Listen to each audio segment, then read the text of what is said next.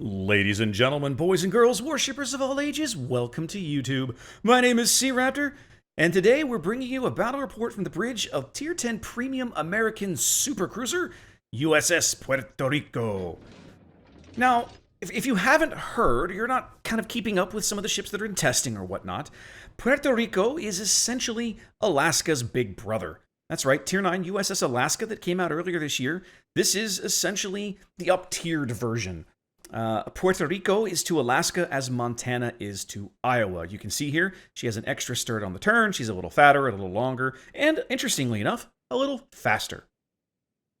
This is my very first game in Puerto Rico, and what's really funny about this is literally an addition of boats on a boat.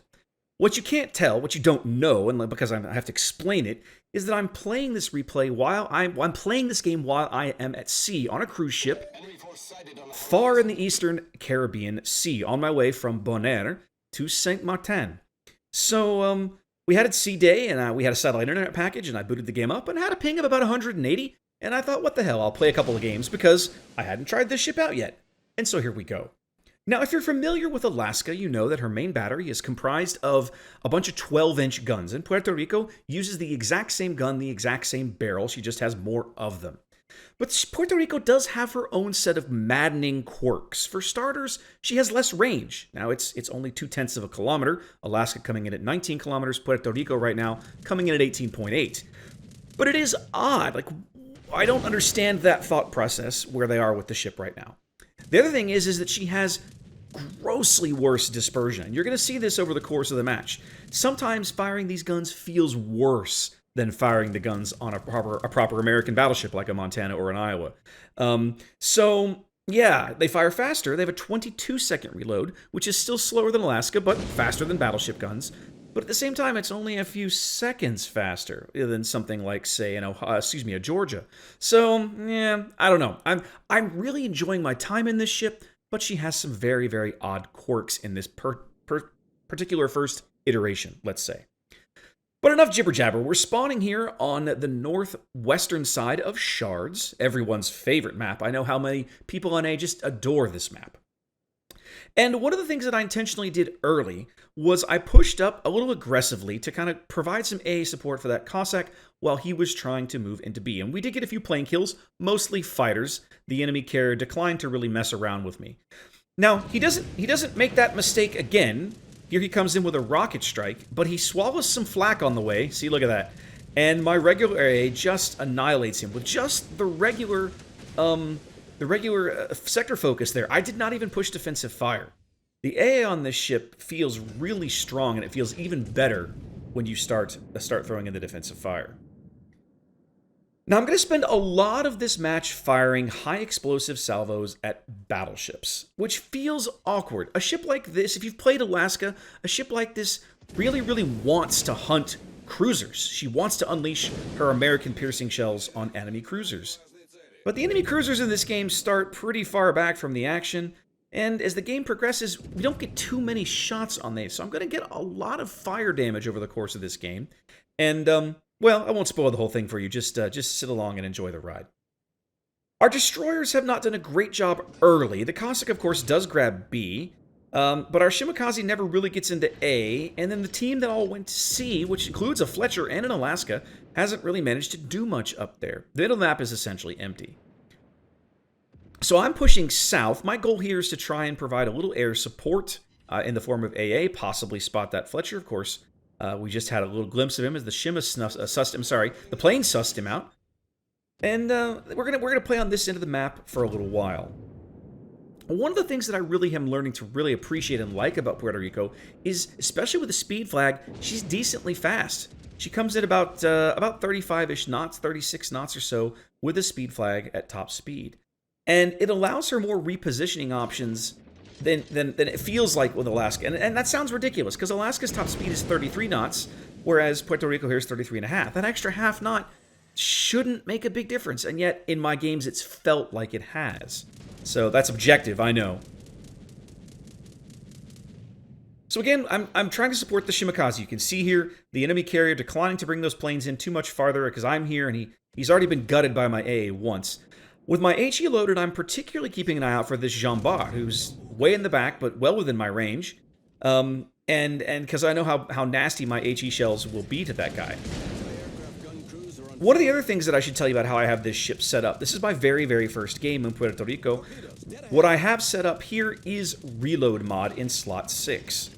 As I've played the ship more, and I've probably got, say, 10 or a dozen games in her at this point, I've swapped over to Range mod, and you'll see this in a later replay, I think. And I've had more success with it, or at least the game has felt more comfortable. This short range right now really hampers the ship, and the Range mod just improves things noticeably. This is of course, I've had one replay from Puerto Rico on the channel this week. I'm releasing this one here in the middle of the week, and I've got at least one more coming.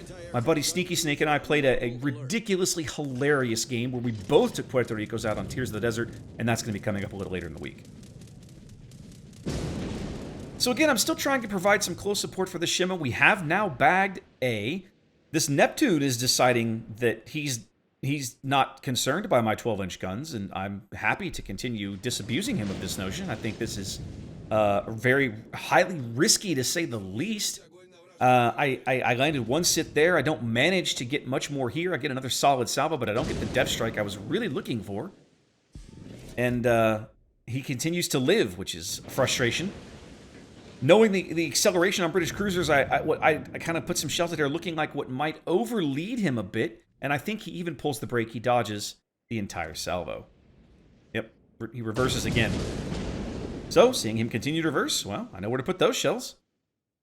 And he's not smoking. Maybe he's radar Neptune, I don't know. But, like, if you're in a Neptune, guys, and one of these super cruisers is after you, man, like, these guys can pin you from just about any angle you want. It doesn't have to be, you don't have to be broadside for me to pin you. It's a Neptune. You have no armor to speak of. North Carolina wipes him out. As the Shimakaze's gotten pretty aggressive, I've radared the Fletcher, so we know where he is. Shima's going to lose his shots, but the enemy torpedo bombers are back there, keeping him lit for a little while as they go in on the Donskoy. And the Donskoy is my next target. He looks decidedly tasty at this angle. I've got the I've got the AP in the barrels, knowing that I'm hoping that I'm going to get a shot.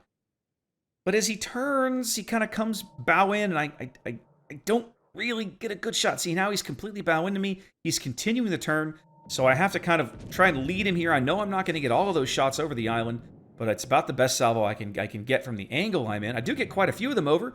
They look like they're good in... overpens. 8 minutes gone, 80,000 damage, 20 plane kills. It feels like I'm having a decent game so far as I continue to kind of push south a little bit. I don't want this Fletcher to get the even slightest interest in trying to push north. The Shima's actually engaging him in a gunfight, which feels really good. You don't find a lot of Shima players with the courage and the wherewithal to use their guns properly, I should say. And yeah, he doesn't make it, which again feels pretty good. I've already committed to this course. There's pretty much not much left for me to shoot at down here, so I kind of have to continue moving in this direction just because, well, there's not much else to do right now. So we're gonna have a break from the action here, as I'll continue to talk about what makes Puerto Rico, and kind of how she differs from Alaska. The first is her armor belt. She does have a thicker armor belt. Now, she's not going to shrug off battleship shells because she's still a battle cruiser at best. But she does have about 25 millimeters more of armor on her belt, coming up in about a little over 250 mils of armor. So that's nice. The little extra armor buff is good. And her long-range AA aura there, you can see the secondaries all along the sides of the ship, the double barrel, the twin 5-inch mounts. On most American high-tier cruisers, these are 5-inch 38s, the ubiquitous 5-inch 38 that, you know, everywhere in the American Navy from this era. However, on Puerto Rico, these are the 5-inch 54s, just like the ones you find on Montana. So it gives her long-range AA aura a little more punch. Unfortunately, it doesn't give it any more range. But she does have a little more punch out of her flat clouds and a little more DPS in her long-range aura than Alaska does, because she's using an upgraded version of the 5-inch dual mounts. Her rudder shift is slower than Alaska, but she still handles pretty well. I am running Steering Gears Mod 2 here, which, you know, I know a lot of people kind of badmouth the mod. They feel like it doesn't give you a whole lot, and let's be honest, it doesn't. But I like it, especially for a ship like this. I feel like it just gives you that little bit of extra, reaction time when you really need it. So that's kind of how I have this ship set up at the moment. So we make the tight turn. We're back into the A cap now, as we're looking for shots on this Tirpitz. I had the HE in the barrels. From this angle, the AP might have actually been decent to try as well, but since I had the HE, that's what he gets. And we do get a fire out of it, which feels pretty good. He's in a little bit of trouble now on double fires, 14,000, and having to run from a lot of firepower over here down in the A cap. But as you can see, the team up north, in our absence, as we've made our charge down south, has essentially melted. The Fletcher's no longer with us. The Republic and the Alaska are way back on the 3 line, back by our aircraft carrier. There's not much they're going to be able to do from that position.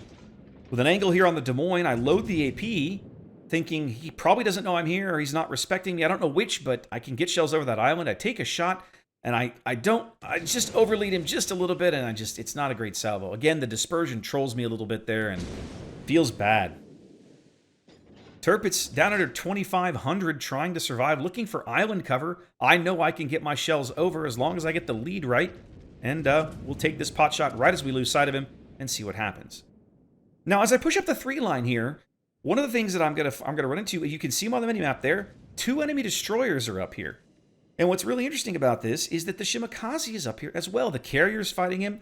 The Republic is right there. I'm still trying for shots on this DM because he's just completely disrespecting my guns. And, well, you know, still don't get much out of that salvo, unfortunately, because, yay, overpins. But I figure, if nothing else, what I can be doing is moving up here to utilize my radar. And the enemy Smolensk is up here as well. You can see his shells starting to land on me here. His 130mm shells from those quad turrets. I've got my radar up. I'm fishing for the Smolensk. That's who I want to find. That's who I really want. And when I do ultimately find him, unfortunately, he's not showing me the best of angles. I've got both destroyers now. Well, see, I've got the gearing radar. The Ognovoy is lit by the Republic. There's the Smolensk, and he's almost completely stern on to me. But that's how I'm spotting him with the radar. At least I was briefly. I think at this point he might be face spotted. Kremlin coming in with some shots, but again with a little bit of an angle. My belt is not too shabby. Probably a bit of a positioning mistake here. I go behind the island. I probably shouldn't have done this. I likely would have been better served to continue up the 3 line outside of the island, where I could better support the Republic and the Alaska that are charging these guys. Oh, I'm sorry, the Republic is dead. It's the only the Alaska is left that's trying to deal with this Smolensk double destroyer combination. They're just being jerks to this poor guy.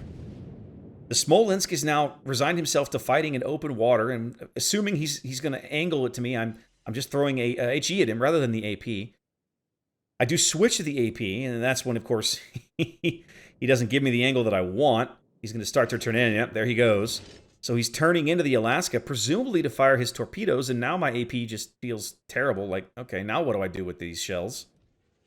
But I keep hoping, all right, he's going to maybe he's going to keep turning, he's going to overturn.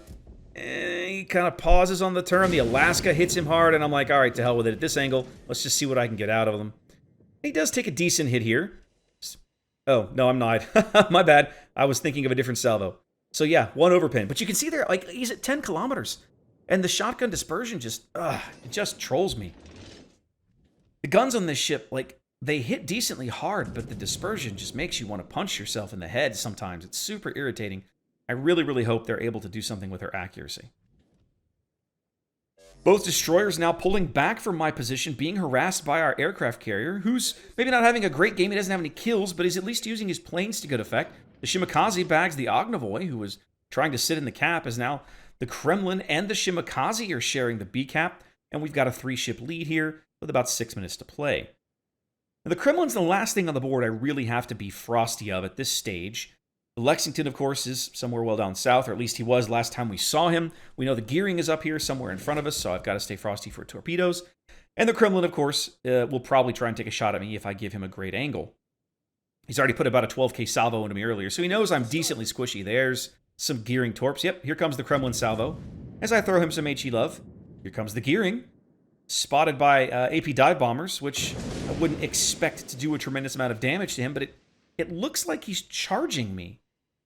He's well within my radar range, so even if the bombers lose him, I don't have any problems. Like, I'll be able to spot this guy anytime I want.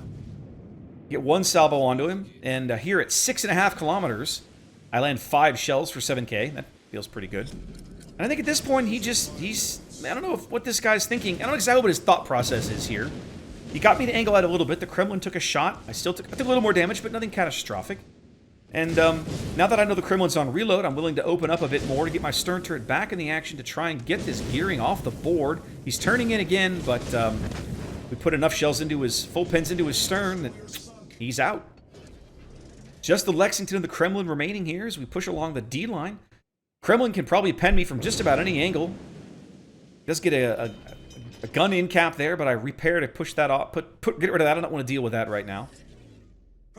I'm waiting for my bow guns to reload as I slow down. I think for a minute, maybe I'll just bow tank this guy. Maybe that's not a great idea. He can probably punch through my bow. So I come back to port for a couple of reasons. One, get my stern turrets on, and the other one is to actually show him a little more of an angle. Better not to sit just bow on unless I'm 100% confident that my bow can take it, and frankly, I don't think it can. I'd rather have an angled belt to at least to eat the full pins rather than the citadels to something like that.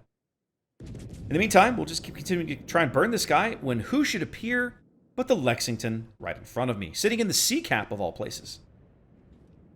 Well, if you've ever fired battleship AP at a Lexington, you know exactly how devastating. Yeah, look at that salvo. That was the North Carolina.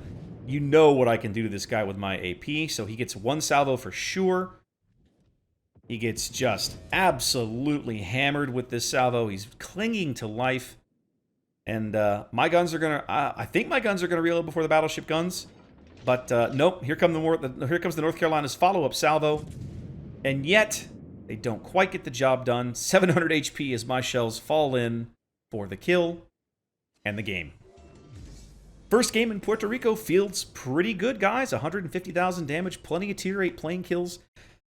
I mean, you know, if you play Alaska, if you like Alaska, Puerto Rico is going to feel very comfortable. The guns in this iteration are really, really frustrating. You have to spend a tremendous amount of time at long range or medium range flexing your survivability. Puerto Rico is a very survivable ship with that armor belt, with her heals, with her maneuverability. Like, she's probably not going to take catastrophic damage unless you really screw up. But it is frustrating to just hang in a match for so long and have to really work to get those kinds of damage totals. So I'm hoping that they'll do something with her accuracy. Anyway, guys, thanks for watching. Like I said, I've got one more Puerto Rico replay coming this week. I'm working on, maybe I'll get you another one. We'll see what happens on the stream and everything else this week. Thanks for watching. Take care and be safe out there.